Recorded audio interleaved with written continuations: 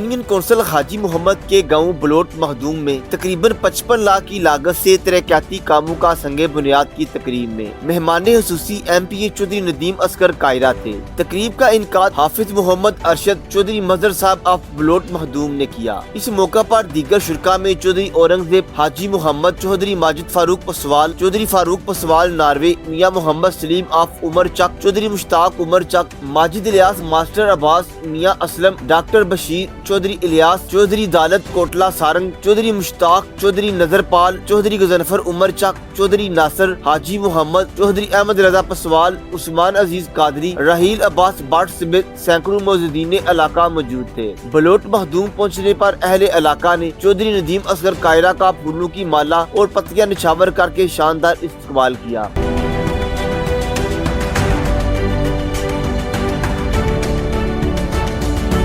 जिस पर चौधरी नदीम असगर कायरा ने गुफ्तगू करते हुए कहा, डॉक्टर अरशद साहब, चौधरी मजहर साहब और अपने छोटे भाई चौधरी औरंगजेब और तमाम अहले इलाका की मोहब्बतों का मकरूज हूँ। इंशाल्लाह तरक्याती कामों के हवाले से ना मेरे वालिद हाजी मोहम्मद असगर कायरा मरहूम ने आपके इलाका को भूले, ना ही मेरे भाई चौधरी कमर जमान कायरा, और अल्लाह के फजल से मैं भी हमेशा अपनी ड्यूटी पूरी करता रहूँगा और ये हिदमत का सिलसिला हमेशा चलता रहेगा। शुक्रिया अदा करना कि तुसां बड़ा चाह कीता है ते मनु ये बड़ी इज्जत दी है।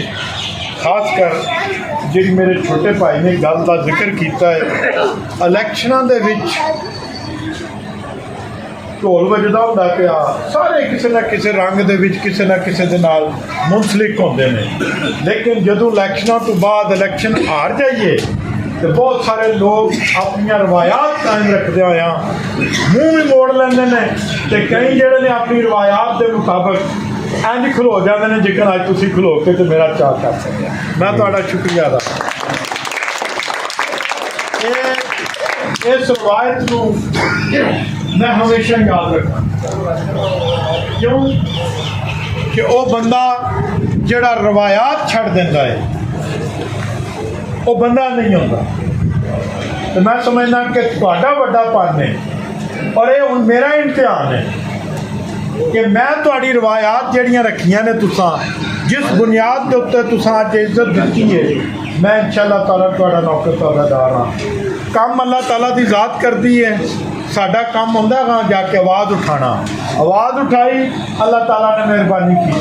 अज जिकन तुसी देख लो अपने इलाके दे विच जिधर नज़र मार लो अल्हम्दुलिल्लाह डबल रोड बन के तुहाडे घरां दे कोलों फिल्म दी जाती है। अज मैं अगले दिन भी फोन किया, फिर फकीरगी हो गई भोले, तो जिस वजह तो जरा असीं कुछ दिहाड़े रुक गए। अल्हम्दुलिल्लाह ये भी सड़क असीं शुरू करवाने हाँ जिहड़ी है पवित्रता की तुहाडी है तोड़ करनाने तक लंबोड़ वाली ये भी शुरू होने लगी जे इंशाअल्लाह। चिकोड़ी तो लैके तो तोड़ असी चन्नू भोजा तो कोटले कासम खान विचले राह वो भी शुरू होने लगी है। इस तरह तुहाडी सड़क इंशाअल्लाह साडी पहली कोशिश है सुखा ते नाल ही सपरा इन्हां दी सड़क भी जिहड़ी है वो शुरू कराई जाए। इस तरह ठुरगले तो कोटले सारंग खान तो लैके ठुरगले तक जी है वो सड़क बनन लई है। दसन का मतलब है अज की नौजवान नस्ल नूं अपने लग ला अजे नवी गवर्नमेंट का फंड नहीं गया, वो फंड है जिहड़ा सिर्फ 16 महीने कमर जमान साहब हुकूमत दे विच रहे ते अज भी असी वही फंड पे इस्तेमाल करने अगों पता नहीं किन्ने महीने और जोड़ा है फंड इस्तेमाल होना है जिहदे नाल इन्नी तरक्की हो रही। करोड़ों रुपए दियां गलियां का फंड जोड़ा है वो तार यूनियन कौंसल है, अमरा यूनियन कौंसल है, इस तरह इधर जड़ियाँ ने अपना इंडिया का चक के सारे जोड़े ने इन्हों काम करवान लिया। गल करन दा मतलब है कि इन्ना फंड लियान के बावजूद कि जोड़ा अजे नहीं खत्म पे आंदा कि गवर्नमेंट भी खत्म हो गई है, गवर्नमेंट दूसरी बन गई है। अब असी इलैक्शन हार चुके हैं, लेकिन उसके बावजूद साढ़े इलाके के जी तरक्की है वो साढ़े खानदान के वेले भी होती रही है, हुण भी हो रही है वापस। लेकिन कमर साहब की काबिलियत से कि जिन्होंने 1 रुपया भी जोड़ा है वो ਆਪਣੇ ਇਲਾਕੇ ਦਾ ਵਾਪਸ ਜਾਣ ਨਹੀਂ ਦਿੱਤਾ।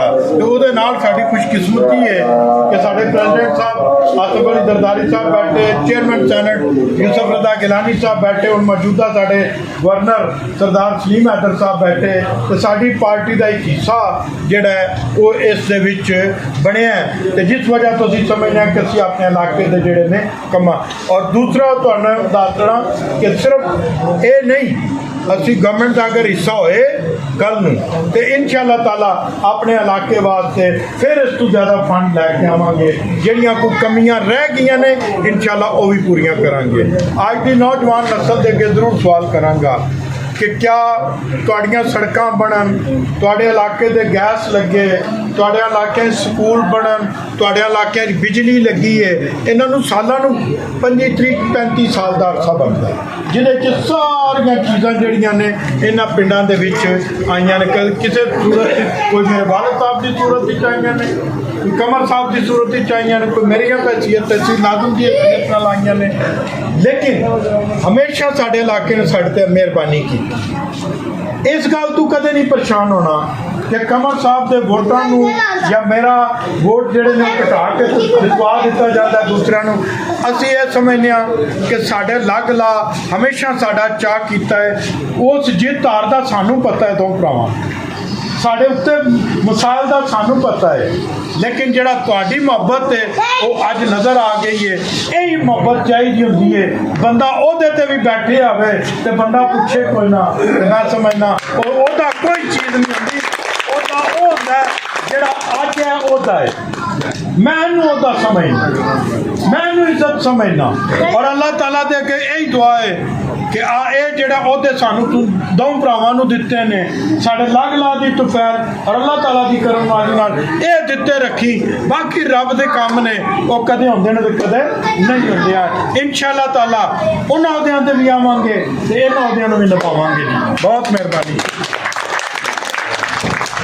मौका पर डॉक्टर हाफिज अरशद चौधरी और चौधरी औरंगजेब ने चौधरी नदीम असगर कायरा और तमाम शुरका का शुक्रिया अदा किया। चौधरी नदीम असगर कायरा साहब का शुक्रिया अदा करना, और उन्हें दे नाल चौधरी माजिद फरूक साहब बसवाल ने, और उन्हें जितने भी मेहमान आए ने, मैं उन्होंने तहे दिल नाल अपनी तरफों, चौधरी मजर साहब की तरफों, आफस साहब की तरफों शुक्रिया अदा करना कि उन्हें अपना कीमती वक्त कढ़िया और साडे इस पिंड नूं या साडे लोकां नूं एक एजाज़ बख्शिया।